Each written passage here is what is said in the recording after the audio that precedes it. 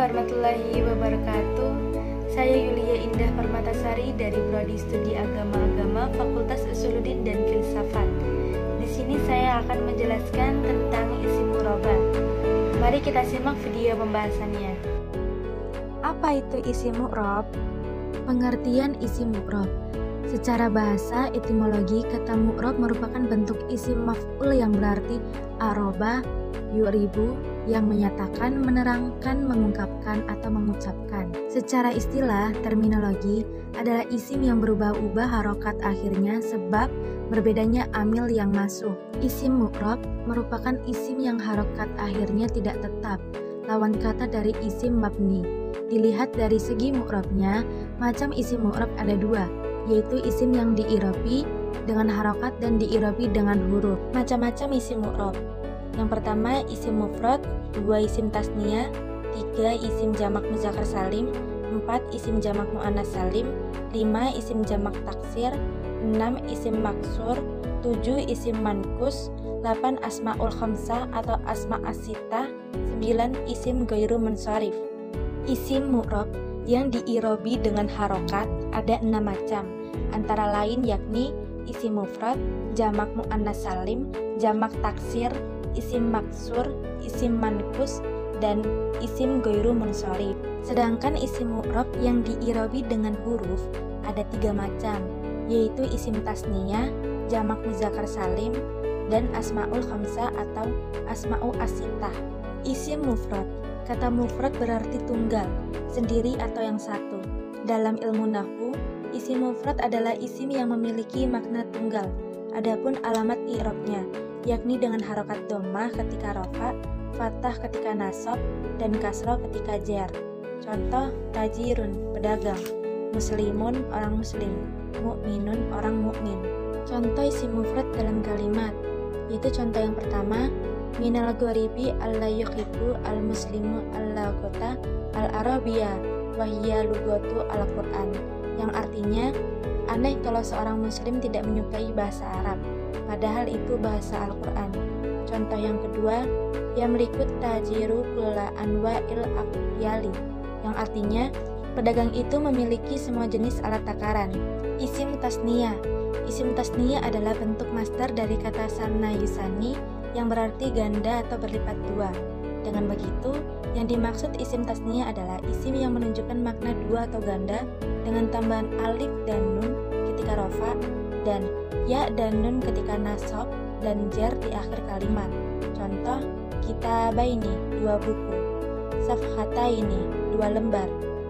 Contoh isim tasniyah dalam kalimat yang pertama, iza hamat ta'ifatani minkum antasfala wallahu waliyuhum, yang artinya ketika 2 golongan daripadamu ingin mundur karena takut, padahal Allah penolong bagi kedua golongan itu. Contoh yang kedua, alaikum antaqra'u alal aqalli kitabaini fil yaum, yang artinya kalian harus membaca paling tidak 2 buku sehari. Isim tasniyah dibagi menjadi 2 macam, yaitu yang pertama isim tasniyah hakiki, adalah isim yang menunjukkan arti dua atau ganda dengan huruf tambahan pada akhir kalimatnya, yang patut apabila ditajrid dipisah-pisah dan dibuat ataf-atafan. Contoh, arojulani atau arojulaini, 2 orang laki-laki. Al-muslimani atau al-muslimaini, 2 muslim. Yang kedua, isim tasniyah majazi adalah isim yang menunjukkan makna dua atau ganda, akan tetapi tidak bisa ditajrid dipisah-pisah dan dibuat ataf-atafan. Isim tasniyah majazi juga disebut dengan istilah mulhaq bil mutsanah. Contoh, kila, keduanya, isnani, sepasang atau ganda. Isim jamak muzakkar salim adalah isim yang menunjukkan arti lebih dari 2 dengan tambahan huruf di akhir kalimatnya. Isim jamak muzakkar salim merupakan isim mu'rab yang ketika rafa di'irobi dengan waw dan dengan ya ketika tingkat nasab dan jar. Contoh, al-muslimani atau al-muslimaini, 2 muslim. Contoh isim jamak muzakkar salim dalam kalimat. Yang pertama, innamal mu'minu ihwatun, yang artinya orang-orang beriman itu sesungguhnya adalah saudara. Yang kedua, wafil aradi ayatul lil mu'minin, yang artinya, dan di bumi itu terdapat tanda-tanda kekuasaan Allah bagi orang-orang yang yakin. Isim jamak mu'annas salim. Isim ini tidak berbeda jauh dengan pengertian jamak muzakkar salim, hanya berbeda dalam penambahan huruf dengan alif dan ta dan penggunaannya saja. Jika jamak muzakkar salim digunakan untuk jenis laki-laki, maka jamak mu'annas salim sebaliknya, yakni digunakan untuk jenis perempuan. Dalam hal mu'rab, jamak mu'annas salim diirabi dengan dhammah ketika rafa dan dengan kasrah ketika nasab dan jarnya. Contoh isim jamak mu'annas salim dalam kalimat. Contoh yang pertama, tastakmilu muslimati athaman, yang artinya muslimah itu memakai cadar. Contoh yang kedua, innamal mu'minu solihati zawatu khuluqu hasan, yang artinya sesungguhnya para wanita beriman memiliki akhlak yang baik. Isim jamak taksir.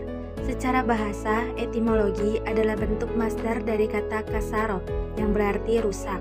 Sedangkan secara istilah terminologi, jamak taksir adalah isim yang berubah dari bentuk mufradnya. Adapun i'rab isim jamak taksir seperti i'rabnya isim mufrad, yaitu ketika rafa dengan dhammah, ketika nasab dengan fathah, dan ketika jar di'irabi dengan kasroh. Contoh jamak taksir dalam kalimat. Contoh yang pertama, arijalu qawwamuna 'alan nisa, yang artinya kaum laki-laki adalah pemimpin bagi kaum wanita. Contoh yang kedua, kulun amana billahi wa malaikatihi wa kutubihi wa rusuli, yang artinya semuanya beriman kepada Allah, malaikat-malaikatnya, kitab-kitabnya, dan rasul-rasulnya. Adapun kesimpulannya, yaitu isim jamak merupakan lawan kata dari isim mufrad.